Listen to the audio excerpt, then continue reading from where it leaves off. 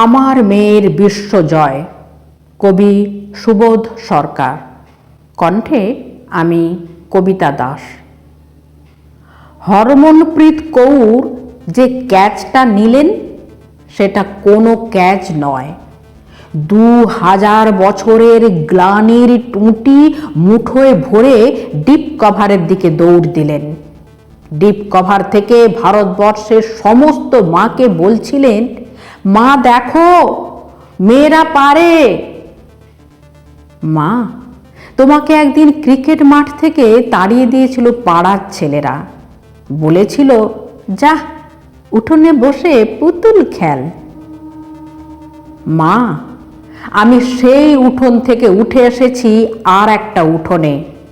মধ্যরাতে ঘরে ঘরে 60 কোটি চোখ তাকিয়ে আছে যে উঠোনের দিকে, সেই নবী মুম্বাইয়ের ভরা স্টেডিয়াম থেকে বলছি, মেয়েরা পারে। 3 স্পিনার, রাধা যাদব, দীপ্তি শর্মা, শ্রীচরণী। কই কই তাদের কানের দুল? কোথায় গেল লিপস্টিক? যে কানের দুল দেখে রবি শাস্ত্রীরা কমেন্ট্রি বক্স থেকে মেয়েদের চিনে নিতেন কে ভালো, কে আরো ভালো।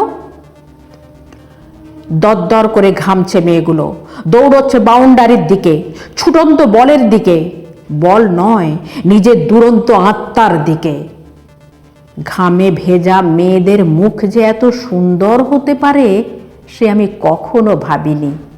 আমি ভেবেছিলাম রাধা শুধু যমুনাতে জল আনতে যায়।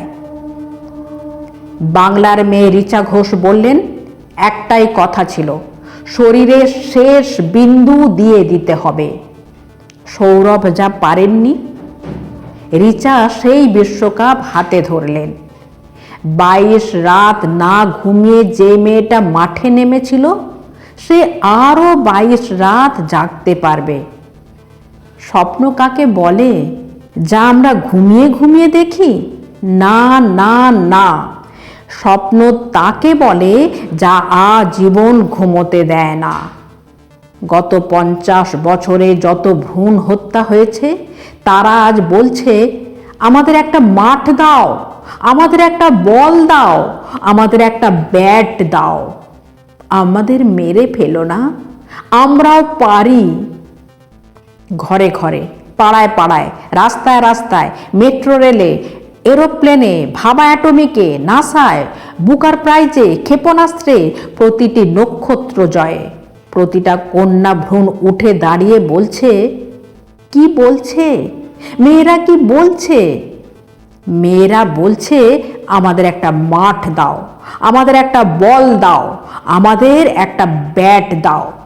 আমরাও সারা ভারতবর্ষকে আনন্দে, নবীন আনন্দে, গভীর আনন্দে, ইট চাপা আনন্দ থেকে ইট সরিয়ে মাতাল আনন্দে, তুরীয় আনন্দে সমুদ্র হিমাচল কাঁপিয়ে দিতে পারে, সমুদ্র হিমাচল কাঁদিয়ে দিতে পারে।